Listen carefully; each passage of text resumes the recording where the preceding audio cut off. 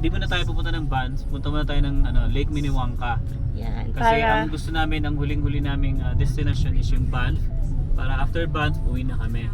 yes. So maganda pa kasi pumunta ngayon sa Lake Minnewanka kasi nga may maliwanag pa.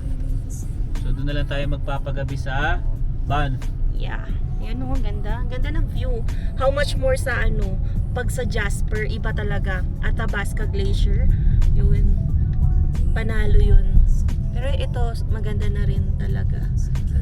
Kasi bagong buhos yung snow kaya yung mga top nila mapuputi. Lamig siguro dyan sa taas na yan guys, no? Try mo kaya nang masagot natin. Tinamin dito sa kaliwa ko, ganda ng view. Ayan pareho siyang maganda mapa summer or mapa winter. Iba yung beauty ng nature. Yan, depending sa season. And ngayong winter, grabe, sobrang matao dun sa Lake Louise Gondola. Nung pumunta kami nung summer, syempre kasi sa Pinas, alam natin yung mga tourist destination, peak yan kapag summer. Pero ngayon, dito pag winter, grabe, sobrang enjoy ang mga tao. Yan. Halos lahat nga guys, yung mga nakita namin doon, lahat sila may mga kanya-kanyang board. Oh, board, equipment, grabe, enjoy. So sana next time makatry tayo lalo na pag lumaki-laki si Zion, makakatry na kami ng activities. Yes. Tinamin kami. Yan, buti na lang may araw, Diyos ko. Diba? Kahit nagtatago siya sa clouds, ang ganda pa rin tingnan. Kasi nakaka-happy ng mood kapag may araw talaga. Iba kapag walang araw, gloomy. Feel mo, gusto mo nasa bahay ka na lang, o wag na lang natin ituloy yung gala. Pero pag may sun, ganyan, kahit may snow sa gilid-gilid, yan, kayang-kaya mo lumabas. Okay? Yeah. Mr. Saging? Yes, kaya mo tayo saging. Guys, dito na tayo sa Lake Minnewanka. Kung mapapansin nyo, ako na lang, no? Kasi si Emma at si Zion tulog. And isa pa, medyo maambon kasi. And katutulog lang kasi ni Zion. So naawa naman akong gisingin. Sabi ko ako na lang pupunta. Actually nakita na rin naman ni Emma tong Lake Minnewanka. So gusto ko lang din makita ulit kung gaano ba siya ka-frozen. Bali nga guys yung daan papunta rito, dalawa kasi yan. Yung doon kanina sarado. So pinaikot kami. Dito kami dumaan sa kabilang side. Yan. So tingnan natin dito guys, no. Yung maputik. Kasi nga nagme-melt na yung mga snow.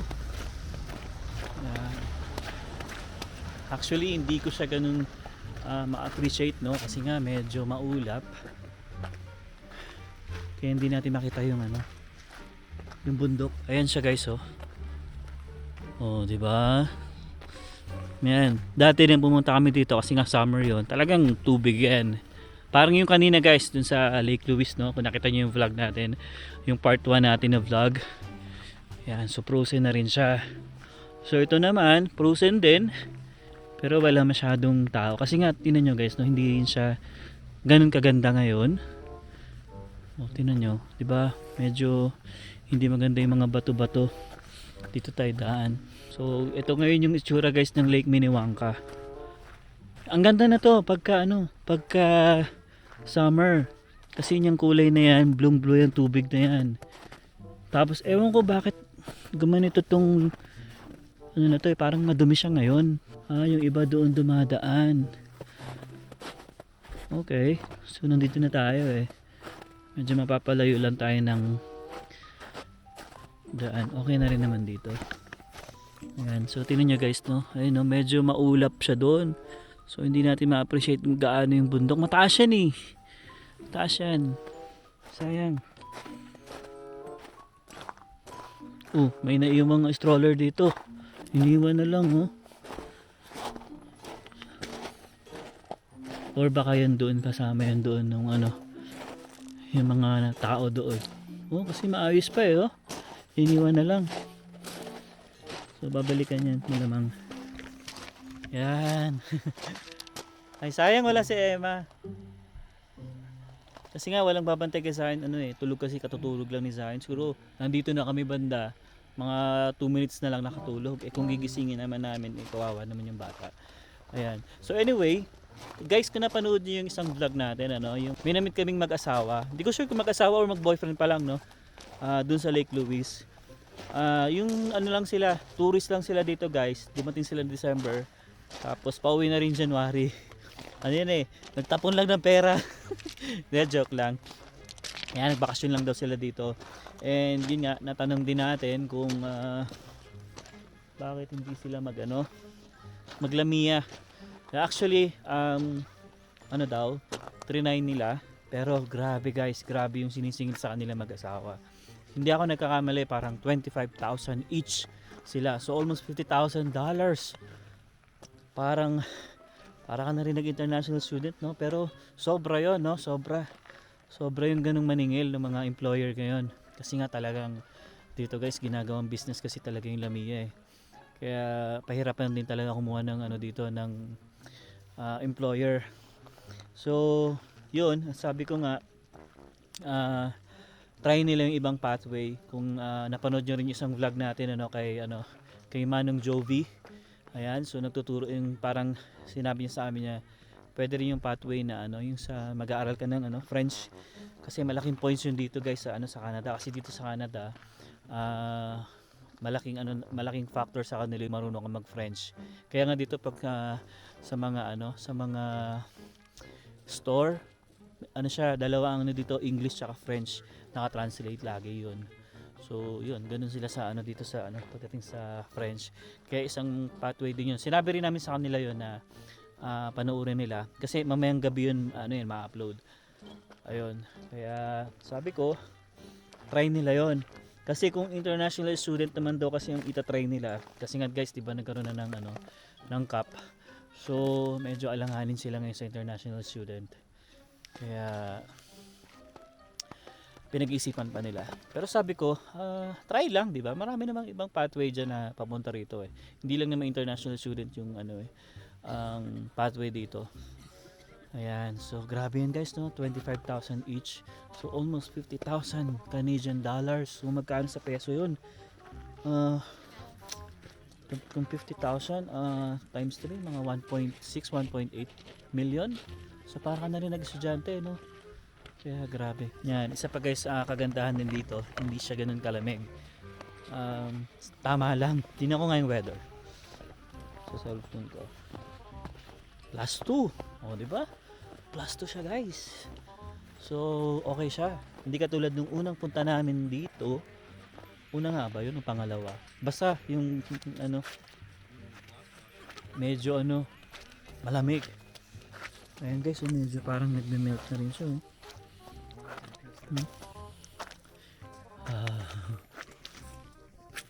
Lumulubog yung paa ko. Nahirap na. Baka tayo'y lumublob sa ilalim. Malamig pa naman yan. Frozen pa rin naman siya. Pero malambot na. Medyo malambot na siya. So anyway, balik tayo sa topic natin kanina. Yun nga, grabe yung na yun. Nagulat ako nung binanggit nila sa amin kanina na 25,000 sila dollars. So hindi nila kinagat yun. Kasi guys, isipin mo, kailan mo ba mababawi yung 25,000? Sabihin natin 50,000.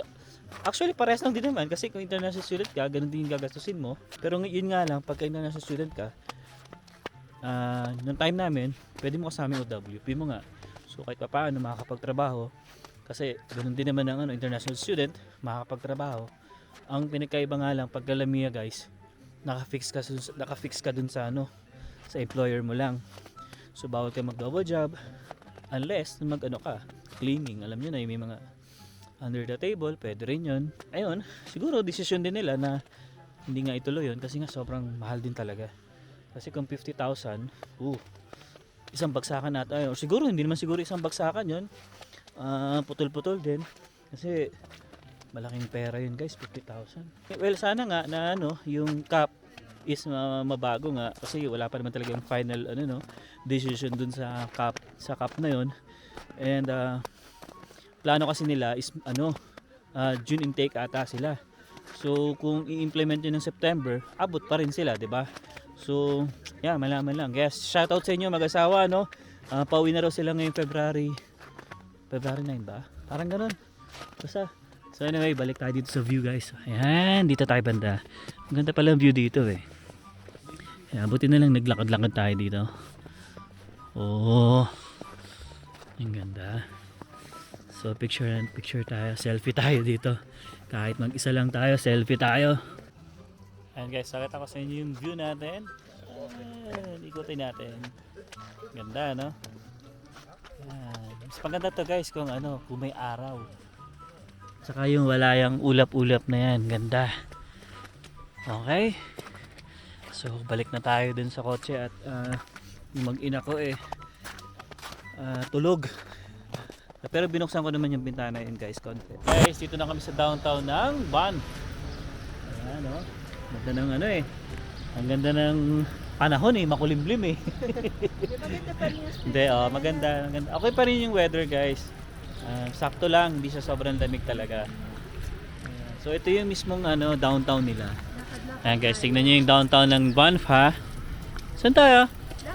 Dun muna. Sige. Okay, so dito daw muna kami sa area na to, then ikot pabalik pag ganun.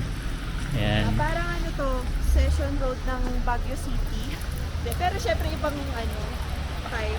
Pero ito yung parang gusto mo lang maglakad, tumingin sa mga stores. Ganon? Yes, ito mo naman may Christmas tree pa sila dito. Hindi, Christmas pa kasi. Christmas pa kasi dito. Ayan o. Tignan nyo guys. Oh. Christmas tree pa sila. Christmas na Christmas pa ang dito. Pero totoo guys, hindi masyadong maraming tao ngayon. Unlike nung summer, no? Pumunta tayo nila Eric, no? Siksikan yung tao dito eh. Tao nandun sa Lake Louise. Doon lahat nag-ski. Yes. Wow. So, ikot muna tayo guys. Alam nyo ba guys, na mas mahal ang bahay dito sa Banff kumpara dun sa Calgary. Yeah. Siyempre kasi, tourist spot ito eh. Kaya medyo mahal talaga ang bahay dito. Ayan. Ayan guys yung nila, street. Ganda rin simpleng-simple lang talaga tong lugar na to. Pero mahal dito. Ayan, so meron ditong ice cream guys. Balak na yan mabumili ng ice cream. Kahit na ganito yung weather, ice cream pa rin. Ito guys, itong street nila na to. Isang diretso lang ata to eh. Pamula doon sa dulo, hanggang doon. Yan yung pinaka-downtown nila eh. Hanggang doon. Tapos, balak sana namin kanina bago pumunta rito. Sana balak namin sana pumunta doon sa Cascade Garden. Kaso, Siyempre winter, baka walang nagbo-bloom na. wala talagang halaman doon. Wala ka na. Pero yung view kasi, doon sa may bridge, di ba? Yun yung makikita mo doon. Dahil na malapit na tayo sa bridge. Ayun yung Cascade Garden. Oo nga. Subukan natin? Sige, try natin guys pumunta doon sa Cascade Garden. Closed na. Ayan. So subukan natin kung makakarating tayo doon. Kasi maganda yung view doon eh. Yung dulo, yung pag nandun ka sa pwesto na yun, papunta dito yung camera mo, maganda. Maganda siya. Especially nung summer, ang ganda ng mga tayo nila, Julius. Diyan kami kumain ng nila Julius. Kaya sikat na rin kami. Kaya sikat na rin kami kasi kumain kami dyan. Anong masasabi mo dun sa yung na-meet nating mag-asawa na tourist lang dito, tapos sabi nila na gusto yung maglalamiya sana sila pero ang singil sa kanila 25,000 each. Diba na-vlog na nga rin natin yun sa past videos natin na yung mga lamiya talaga, although 1,000 ang yung processing nun, yung iba, agencies or employers, ganyan kunaiban, binibenta na yan for 20,000, 25,000. Ang masasabi ko lang, aralin nila yung work or job, gaano ba kabilis mababawi yung 25,000. So malaki-laking talaga yan guys na ilalabas. Tapos mamaya ang ibigay lang pala sa yung work yung minimum wage. Diba? Although work permit ka nga pero para magkatrabaho ka ng ilang buwan para makabayad sa lamiya. Yeah. So hindi siya sulit somehow. Pero kung isipin mo, sabi mo na 50,000. Dalawa sila. Kung IS. Pero kasi yung international student, nagkaroon ka ng credential. Hindi lang yon para sa points. Yeah. May natutunan ka. Yung yung education, hindi na yun mababawi. Nasa yun na yun. So kahit sa bansa ka pumunta, dala mo yun. Eh yung Lamia, yan, 25,000 Fix ka lang, no? fix ka. Tapos ibibigay sa'yo 1 year.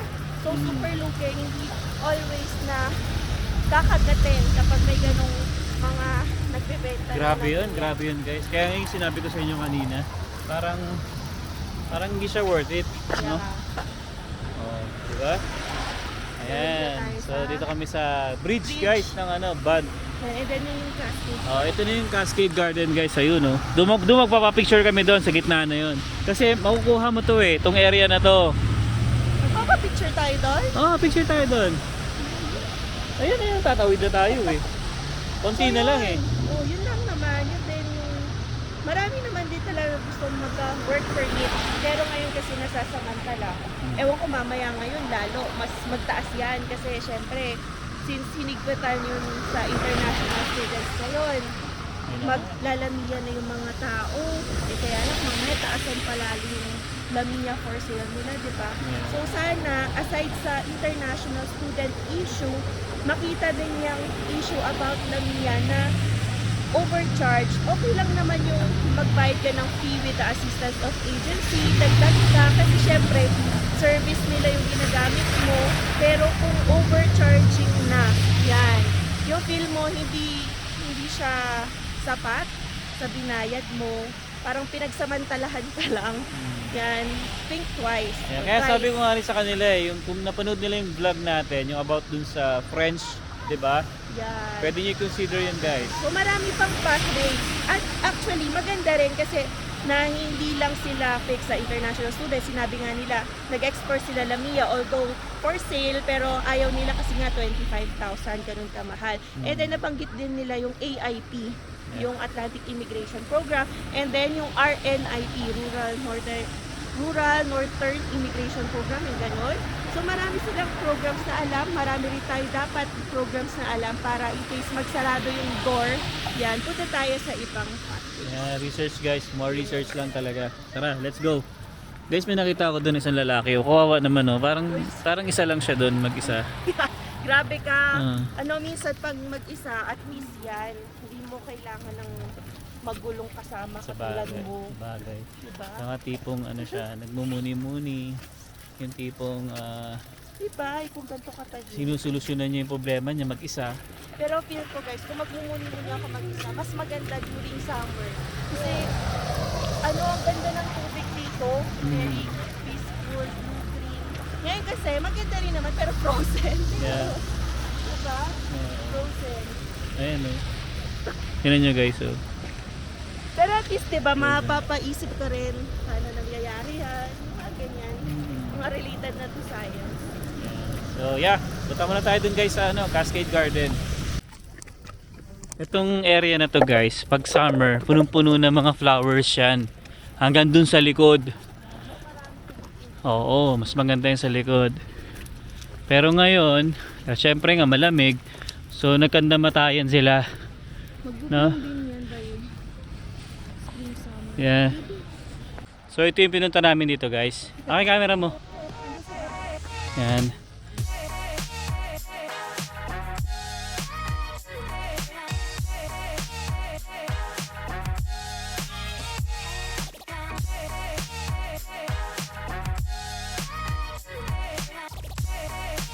Okay. So yun, buti na lang. Tingnan lang natin yung likod guys, no? Tingnan lang natin kung ano pa yung pwede natin makita. Kasi dati guys, talagang napakaganda niyan eh. Puro flowers kasi yan eh. Ito guys yung sinasabi ko sa inyo. Oh, dati yan, puro flowers yan. So ngayon syempre wala dahil nga winter. So babalik ulit yan mga bandang spring, no? Summer. Yan. Yes. Okay, so picture lang kami dito ulit guys. Ano, ganda nung Oh, ganda na tong likod namin na to. Oh. building. Ayan, so pabalik na tayo guys ng downtown nila.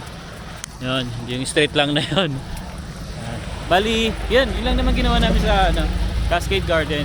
Gusto lang yung makapicture ulit dun sa tok-tok para makita tong view na to. Ayan. Yung dun guys, yung bridge na yan, may isa pang bridge yan eh, mas maganda. Doon sa kabilang side lang, sa kabilang side. Ang ganda rin ng bridge na yun eh.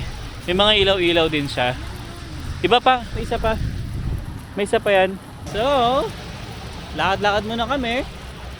Tapos, baka kumain na rin kami dito sa sa mall nila. Hanap lang kami ng kain bago kami umuwi ng Calgary. Okay? Ayan guys, no? Ganda na dito, no? Medyo paggabi na kasi. Ito yung gusto ko nakaraan. Oo, kasi nung unang punta natin dito, tsaka yung pangalawa, halos hindi natin nalilibot tong downtown eh. Nadadaanan ng Lagi lang kami sa hotel. Oo. Ganon. Gala naman tayo ngayon. Oo. So anyway guys, ayun, sa mga binanggit namin pathway, no, guys, no. Kaya niyo ba mag-aral ng French? So, Kasi- ano yun, another pathway. Oo. Kung gusto nyo mag-Canada, yung na-discuss na sa previous vlog na sinabi ni JDB Canada Vlogs Oo. ay mag-aral ng French. Yun nga lang guys, no, yung pag-aaral ng French, isa sa yun sa pinakamahirap. Galing na rin mismo yun kay Manong Jovi. So ngayon nga, di ba, continuous pa yung pag-aaral niya. So Oo. it did not end nung nakapasa siya sa language test. Tuloy-tuloy pa rin yung pag-aaral. Yeah. Kaya yun, no. Kaya guys, kung kaya nyo yun, pag-aralan, isang factor yun. Isa sa mga pinakamadaling way. Dagdag points Oo, yun. dagdag points yun. Especially, sabi nga namin ni Emma nung after namin ma-interview si Kuya kapag matindi talaga yung labanan dito sa Alberta, Mag-aaral. mag-aaral si Emma ng French. Kasi 70 points, di ba? Oo. Plus 70 points daw yun guys. Kapag napataas mo pa yun, Oo. kasi 22 points yata muna, and then kapag nasa level 7, CLB 7 ka, yan by plus 50. Yeah. Meron, hindi ko na maalala kung sino nagkwento sa atin, international student siya. Tapos nung nalaman niya nga na may dagdag points sa French, ayan, napasok siya sa express entry. In-stop niya na yung aral niya. Talaga? Kasi na-invite na sila as permanent resident because na-boost niya yung score because of the Oh. French language. Oh, sipin nyo yun guys ha. Kaya talaga malaking factor talaga dito yung marunong ka mag-French. No? Bonjour. Oh, sabi ko nga sa kanila kanina, halos lahat dito guys may nakatranslate ng French yung yung mga nakasulat. Ayun, no? Ayun, kanina. Hindi. Nawala, Ayan. nawala. Sayang kanina dito sa bus nakatranslate yung nakasulat sa French. Ayan. Ayun nga pala guys, no. Ano ko na rin. Shoutout ko na rin yung Vantru, no. Lagay ko yung link dito guys kung gusto niyo bumili or mag-avail nung ganong klaseng camera. So may less $20 yun guys, no, kapag bumili kayo ng Vantru. Lalagay ko yung link sa baba. And the code. Oo, tsaka may code dun guys. So malaking bagay na yun guys, no, $20. Ayan. So anyway, balik tayo dun sa Ayan natin. pag-vlog dito sa van. Ito Starbucks baby. Gusto mo Saan? ba Starbucks? Ayoko. Ikaw, gusto mo? Kung gusto mo, Pwede tayo ng isa. stop na tayo. Stop na. Ayan. So mag-Starbucks daw muna si Emma. Kasi ako gusto ko sa Starbucks yung Malamig pa rin. oo, Java yung malamig. Frap. Frap ako, frap. Ano nga yung binili natin sa airport dati? Java Frap. Ayun, oo. Yun yung Java gusto chip ko. Frap. Oo. O unless gusto mo na mag-dinner. Maya, tumigil may na. lakad pa muna tayo. Yan. Sayang yung time kaya sabi ko kay Emma, spend na lang din namin time dito. Kahit hanggang gabi. Kasi madali naman umuwi, malapit lang naman tayo, 1.5 hours na lang naman tayo dito eh. Kaya okay na okay yan. Ayan. So ito guys, no. Yan yung kanilang ulit. Pakita ko ulit sa inyo yung street nila. Yan, ito yung pinaka parang downtown nila dito. Simple lang, no? Pero sabi ko nga sa inyo, mahal. Ayun sila yun yung dalawa, yun yung pinag-uusapan natin. Yung sabi kong tourist lang dito. Ayan, sila. Sila yun, yung binabanggit namin kanina sa vlog. Nandito rin sila sa van. Nakita-kita ulit kami Small dito sa town vlog. lang kasi itong van. Oh, nakita-kita ulit kami dito sa van. Yan, patawid. Okay. Wow, dinner time. Nagutom yan. Hindi, para kasi pag-uwi natin mamaya sa bahay, Oo nga. hindi na tayo magluluto. Totoo.